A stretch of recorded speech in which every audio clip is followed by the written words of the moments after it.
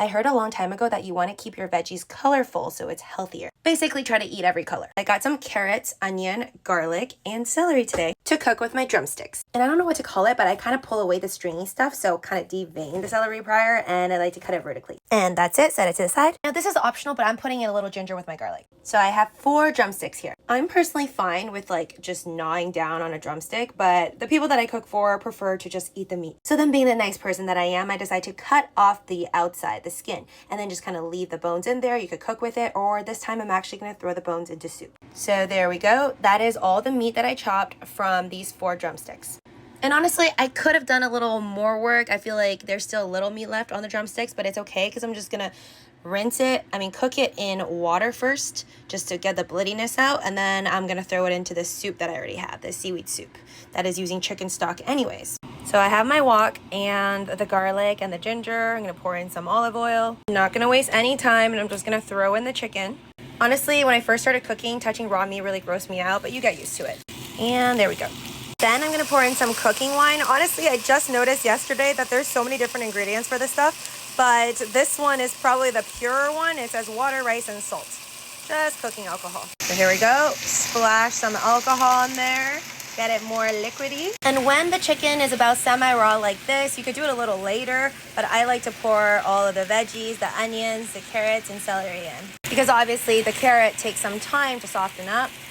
So I put a lid on this just for a little bit. It looks like it's cooked on the outside, but I know it's still a little pinkish on the inside, and we didn't put any flavor in yet, so I'm gonna do that last. And by the way, this is what I did with the bone. I pretty much have it boiling on the left side. I want some of the bloody water to come out before I throw it in my soup, which is a total separate dish. And just FYI, when you are cooking, it is best to multitask. So I also made sure that I was cooking rice while I was waiting for the chicken. And a good trick, I feel like, to see if it's cooked, I just like to literally press down on it. And then sometimes it breaks and you can just see if it's like pink on the inside or not. See, like this one right here. Ooh. If it's like really rubbery, then for sure, you know, it is not cooked well. Oh, so I can see that I'm not really seeing any pink. Now I feel like it is ready for some black pepper, sugar, salt, and a little, what do I feel like today? I think I'm gonna throw in a little fish sauce. So here we have Trader Joe's, a little bit of ground black pepper, just for a little kick. I actually never really understood like grams with like sugar or whatever, but yesterday I looked it up and like 6 grams of sugar is a lot, but I usually drink that in drinks. So this is definitely not 6 grams of sugar, but a few grams. I'm gonna do at least like 4 of these little mini scoops. Under 6 grams, I think. See that, like 1 teaspoon? It's actually a lot. 1 teaspoon is like, I think around 6 grams of sugar. So this is fish sauce. I actually decided, since this is actually very salty, I'm not gonna put in more salt. This adds like a fishy taste. So just like 2, well, I don't know how much that was, but like 2 pours because it's very salty. Oh, and just a side note, that is what's happening with my chicken bones. Remember how I said it's pretty dirty? That is the dirty bloody water, which I will pour out later. And that's why I feel like with chicken drumsticks, it is better if you kind of like cut out the outside. I actually just taste tested this and it's perfect. I don't need to add more soy sauce. I mean, I didn't put any soy sauce in here or additional salt besides the fish sauce. So I'm gonna keep it simpler today. I feel like I always put in soy sauce and I need to change it up. See, I just did it there. I cut it with my spoon and it's white on the inside, so you know it is cooked. And that's it, guys. Hope you enjoy this cooking video. Definitely follow me for more. The chicken bones that I cooked, and then all of the bloody water came out. I rinsed it with more cold water, and this is my soup from yesterday. It's just like a simple tomato with just chicken broth, no real chicken in it, and tomatoes, which I first sauteed the tomatoes in this pot, and then with a little bit of oil, and then I put a little bit of salt, a little sugar in here, and then just threw in like the dried seaweed, which I think is from Canada. Now I'm just gonna throw in, it's not actually boiling right now, but I'll boil it later. I'm gonna throw in all of these chicken bones with a little bit of meat on it. These are the drumsticks that I use for the other dish. So you guys can get an idea, like, I just try my best. That's all I do, just try my best to like make a meal that feeds a lot of people. And also I have the rice going on right now, and I'm gonna be making soy sauce fish, and then one more veggie dish, and that's it. All right, so now I have a wok set up for my fish. I'm gonna do a soy sauce fish, which is one of my favorite things to eat. So right now I have garlic. I don't really actually have my fish ready yet. I still gotta cut it a little bit, but I'm gonna put in some olive oil. I actually like it more than steamed. Like I love steamed fish, but steamed fish is actually more work, so I like this. It's a little bit of olive oil, not putting it on high heat or anything, just leaving it here while I work on cutting up my fish. So this fish is called live tilapia.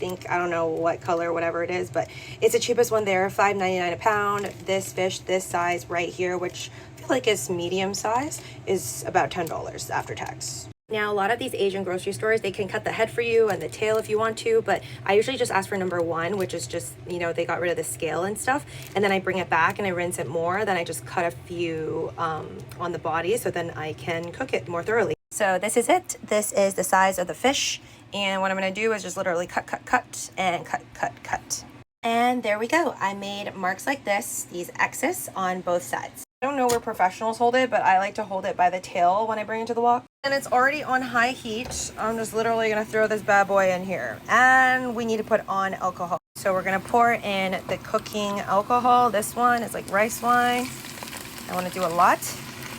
So it has some sauce to marinate in. Oops, and I should have done this earlier, but whatever. Ginger, I prepped ginger for this too. I feel like ginger is kind of optional. I usually always do ginger, not garlic, when I steam it, but I think it would help with the flavoring. So I'm gonna let it sit in here. I'm gonna grab a lid and then flip it around, probably put in some soy sauce and, well, I mean for sure put in soy sauce because I want it to be dark, and sugar. So actually first I'm gonna do some light soy sauce.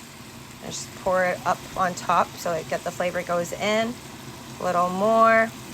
And then I'm gonna put in this premium dark soy sauce, which is supposedly less salty, but more about the color, which is what I want today. So I'm gonna pour that all over this baby. And now I'm just gonna cap it with a lid, kind of hit its tail, but that's fine, and just let it sit there for a bit before I flip it.